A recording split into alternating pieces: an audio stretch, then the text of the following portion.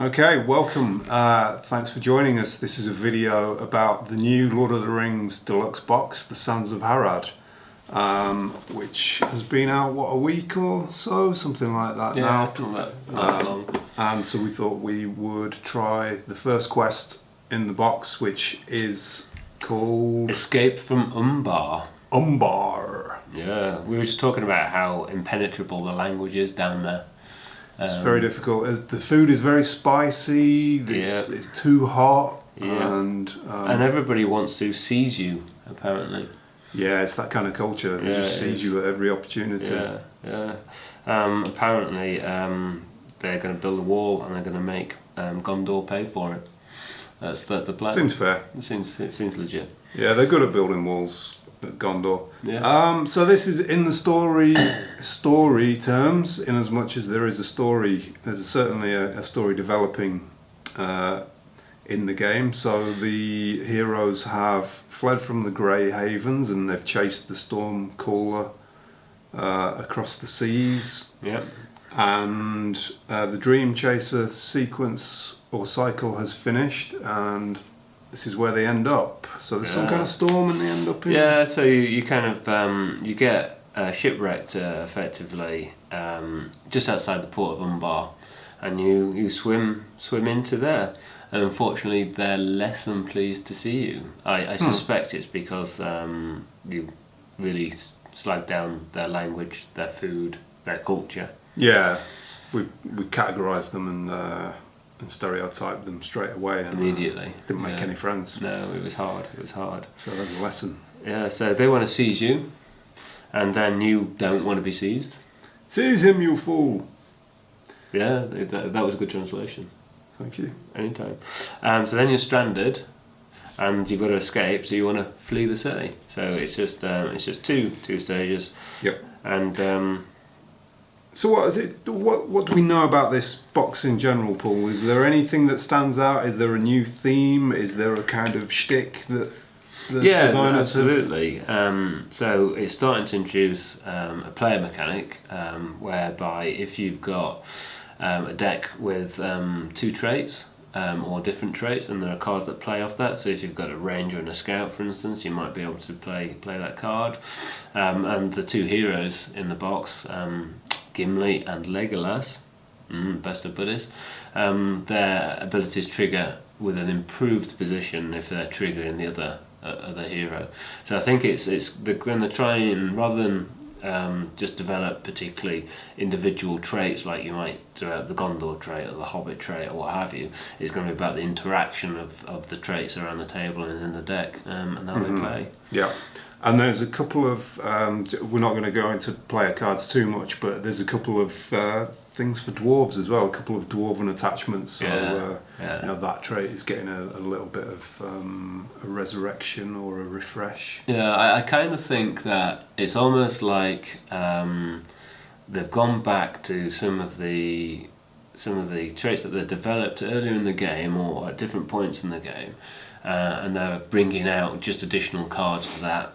Possibly that they just couldn't find space for at that time, or that they have been developing better mechanics or newer mechanics for other traits that they kind of want to reintroduce back into the more established ones. So it's pretty good. I think the dwarven archetype particularly was starting to get stale maybe, and it just needed a little bit of refresh. So Dwarven Shield, for instance, is going to help that out certainly. And there's a Dwarven Pipe as well in the new pack, the Mummakill, which kind of fits into the Dwarven mining archetype. Ah, okay. But there we go. So we are going to take on the thriller something of Umbar. What is it? Escape from Umbar. Of course, it's Escape from Umbar. Yeah. We're going to take on Escape from Umbar, and we obviously have one deck each. There's no restrictions on the card pool or anything. So shall we talk about our decks? Yeah. Okay. So shall I go first? Yeah. Let's talk about your deck. So, and before you do, yeah, I'm going to actually go handheld. Okay, so my deck is a spirit deck, primarily to quest. That's mainly what it does. It hasn't got much else, but I'll run through some of the things that it does. Because I'm questing, I have Eowyn. Allows us to pitch some cards in dire straits as well. We have Arwen, who, along with her 3 willpower, she is a bit of a resource engine through her Elven Light card. And we've got 3 of those in the deck because it's really good to be able to see that early. Then the final hero is Galadriel, who does what Galadriel does, but you know, anybody who's played the game will know that Galadriel needs a few toys to be really effective. And what we have is 3 Nenya, which is her ring, and that gives her a lore icon, but it also lets me use that 4 willpower there. Silver Harp and Mirror of Galadriel. The emphasis really is on the Mirror of Galadriel to go and get any bits that I might need from the deck at the point that I kind of need to have them, really. So these are my 3 heroes. I call it Ladies What Quest. And I'll put it up on Rings DB so people can access it. Being a spirit deck, I've got some staple spirit cards. Unexpected Courage, 3 copies of, 3 cores, and those typically will go on any of the decks that I'm playing with. It's built more for multiplayer than it is solo. It has 3 A Test of Will, it has 3 Hasty Stroke, and it has 3 Dwarven Tomb to bring those back.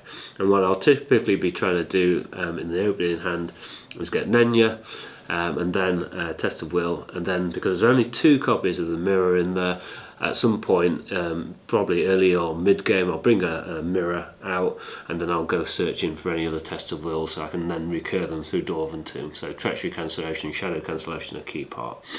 The only other really kind of questionable thing, and I changed this around a little bit, the deck does not like to be engaged with enemies. It really is not fond of having that happen. So I have a couple of A Light in the Dark, which is the first time I've actually played this card. And that allows me to return enemies engaged with me to the staging area, so it just gives me a little bit of a safety feature. Some of your standard question allies, Escort from Edoras and so on and so forth, but Ioreth is in there for healing, 0 cost lore character, which is why I kind of need Nenya. I also have Pelagia Shipwright, and that gets a spirit willpower for every spirit hero that I'm running, so that's a 3 willpower cost character. There's only a couple because his cost of 3 is actually quite a bit high. And then I've got Sailor of Loon, which gets an additional willpower if there is an event at the top of the discard pile. And given I'm going to be trying to chuck Elven Light to get some resources for Arwen, it's more likely going to happen than not. So it's just a little bit of a boost, and it means that the kind of character is reasonably costed for what it is. So that's what I'm going to be doing. The heroes give me some good starting threats straight off the bat. I can quest for 7 in the first round if I haven't even got anything else out. But bringing out Nenya and also a Test of Will early doors, that's what I'm going to mulligan for, and then we're going to go and hit it. So we're going to be lifting up our skirts and fleeing those streets. Okay, so I'm running a very much a combat themed deck to complement Paul's questing deck. My heroes are Berivor, who is a core set card you know all about. She draws you cards. Denethor, the new version of Denethor, who is basically made to become the Steward of Gondor, and so there are 3 copies of Steward of Gondor in my deck now. And typically it goes on Denethor, who passes resources over to Prince Imrahil. And this is the new version of Prince Imrahil that I've been trying for a few weeks now. And this is about the 3rd iteration of this deck. So initially when I built the deck, I got very excited about the warrior trait, and I threw cards like Beorn. Beorn's still in there, but Brock Iron Fist was in there for a while. And my leadership hero was Glowing, with 3 copies of the Dwarven Shield, and it was a great way of generating resources, but quite risky, and it was a little bit janky because you're relying on a combo to get your resource generation set up. So this is much more stable and focused. So the kind of key stuff really, obviously with Imrahil's ability, you're searching the top 5 cards of your deck for an ally that shares one of his traits, and then you put it into play. And that costs you 1 tactics resource to do that. So this is a very ally heavy deck, and I think at last count there was something like 32 allies in here out of 50 cards. Very few events, a few attachments, and one side quest. And the side quest supports the theme of the deck. It's Send for Aid. So when you complete Send for Aid, both players or all the players search the top 10 cards of the deck for an ally, and they put it into play for free. So this deck still does the kind of cheat things into play mechanic. That's what it focuses on doing. And basically, the idea is that you spam allies onto the board. Within 2 or 3 rounds, you've got a huge board, and you start to help get control as long as you're paired with a good questing deck. So to support that, there are things like Elfstone, which is an attachment that allows you to put an ally into play for free. Sneak Attack is in there, obviously, and suggested by Calix on the Mostly Off Topic blog, a very good tale which you exhaust 2 allies and shuffle your deck, then discard the top 5 cards of your deck, and you may put any 2 allies that were discarded into play, but they cannot exceed the cost of the 2 allies that you exhausted. So that's quite a fun card to play. There are 2 copies of that in there, and there are some quite high cost allies. So in practice, it's kind of paid off. Generally speaking, you want to use one of the unnamed allies like Knight of the White Tower or Warden of Helm's Deep to do that, and then you can put someone fun like Elder here or Eowyn or even Beorn into play and start having a real impact on the board. Some of the other allies in there, mostly enter play responses, which are really useful in this deck. One of the key one of the most valuable players we played the Nightmare versions of the Khazad Doom quests recently, and Longbeard Orcslayer just absolutely stomped those quests, just coming into play every single turn and damaging all of those orcs was great. Pelagear Ship Captain, I'm trying out. He allows a little bit of resource smoothing. Marksman of Lorien gets to reduce the defense of an enemy when he comes into play. There are less comes into play effects than there were in the original version, and now it's a balance between that and kind of big impactful heroes like Eowyn, Elder, Beorn. But in practice, it's been a really solid support deck that is focused on combat, and I'm looking forward to trying it out in this quest.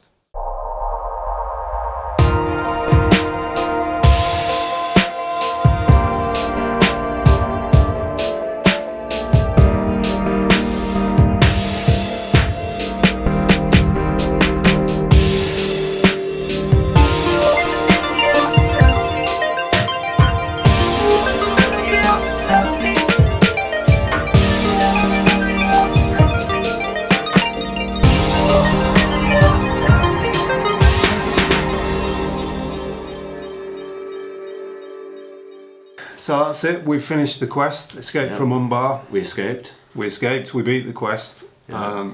It wasn't too difficult, I don't think it was. It was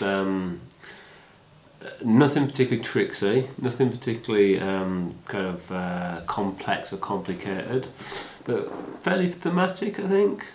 Yeah, it's I'd call it a good, honest Lord of the Rings quest. Definitely. There's some tough enemies in there. There's a bit of archery damage going on. Yeah. There is a unique enemy, a captain, so a little bit of a boss who pops in. But some of the shadow effects are a bit nasty. But yeah, there's nothing too fiddly. Yeah, or nothing particularly punishing to chance or anything like that. Treachery cancellation, I think, is useful, but I don't think it's necessary as it is in some quests. Yeah, there were a few times when we just ate the treacheries because discard an ally or whatever. Okay, we can do that. The way in which it portrays the chase is around enemies engaged with you. You can't progress on to the next stage if there are enemies engaged or complete the quest, which is representative of the fact that they're hot on your trail. So cards like a Light in the Dark, which was our win condition, were pretty useful, but I think we had some other options as well, Joe. We did, yeah. It was really nice to see a Light in the Dark come out from the darkness, because it's been in My binder. It's been in the binder since the core set. It's Yeah. like, it's been so long since I've seen that card. Yeah, But it clinched the game for us just then. It literally won us the game, so that was fun. I had Mablung in hand, which could have done a similar thing the next round. Yeah, we had some side quest fun as well, didn't we? We did, yeah. We completed Sands of Harad, and I put into play, I think it was Eowyn or Elder here. Yeah. And it kind of whiffed for you a little bit, didn't it? Yeah, I brought Gandalf out, so I triggered the card draw, which was useful at the time, and then I think he actually either went questing or he killed an enemy. That's what he did. He killed an enemy because otherwise I'd been playing the game wrong. Yeah. The the other kind of big impactful character this game was Beorn, who made I think 3 appearances out of the Imrahil deck. Yeah. But it's an interesting sort of conundrum you're in with allies in this quest, because the seize him objective, or seize them, kind of encourages you to not jump block. Definitely. But there are other things in the encounter deck that sort of push you towards using cheaper allies, really. Yeah. So it's quite an interesting it's quite a gentle quest. Yeah, fairly combat honest. heavy. I think you were right. It's an honest kind of Lord of the Rings quest. It's got some of those old school characteristics, but it's got some of the modern flourishes. So the enemies are a little bit more hard hitting than if this had come out in the first cycle. But not so punishing that you kind of feel, ooh, this is difficult. Yeah, it's not into Ithilien levels of teeth gnashing. Yeah, and locations are a thing. So a bit of location control doesn't hurt. We had a couple of northern trackers out towards the end game, and they kind of did some spade work clearing off the streets, and also a little bit of combat work as well. So how do you think your deck performed, Joe? I think it did pretty well. It did what I expected it to do. It was nice to see Sands of Harad come out early. It was nice to see Beorn doing his thing. A couple of things that I would have liked to see were a very good tail. That would have been good. Yeah, see it in action. And I actually think there's one ally in here, Ithilien Lookout, who is a 3-cost lore ally and is expensive, but because you're usually getting those into play through Imrahil, it's fine. But I've gone down to 2 copies of that, and if Beravor usually is paying for Elder Here's ability, or she's paying for Elfstone, so 3 cost is probably a little bit too high. I'd maybe look at what other options there are in the lore for that. But other than that, this deck is just so solid for just out and out combat. Yeah, it's great.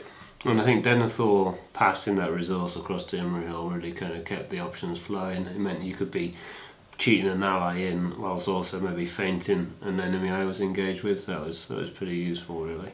Yeah. How about yours, Paul? It did what it's supposed to do, really. It quested for the numbers we needed. Galadriel was able to kind of bring the pieces out when we needed them to. And also, I think, even though it's got a couple of Galadriel's greeting in there, but I didn't see them. But 30 threat and 32 threat we finished on? Yeah, my threat finished on 32. It's a combat deck. I think you reduced my threat 4 or 5 times, so yeah. Threat isn't an issue. No. So I think it did exactly what I would expect it to do. Yeah, I've tuned it through a number of quests playing alongside an MDK deck of my own. So it's had a couple of iterations to kind of get to where it needed to be. Yeah. Final thoughts on the quest? It was fun. Good introduction. Gets the theme going, gets the locations going. The artwork really kind of separates it out, makes it feel like it's of a place. I'm looking forward to a bit more. I think we're leaving the city behind us and racing out into the desert, which kind of makes me wonder if this is going to be a little bit more grindy, like those kind of trawling through the locations things can be. But we'll find out, I guess. Yeah, I think it was a fun quest. It makes me excited for the rest of the box and the cycle, and not being amazed by the player cards so far, but that's a solid little quest. Yeah, good fun. Thanks for watching. See ya. Bye bye.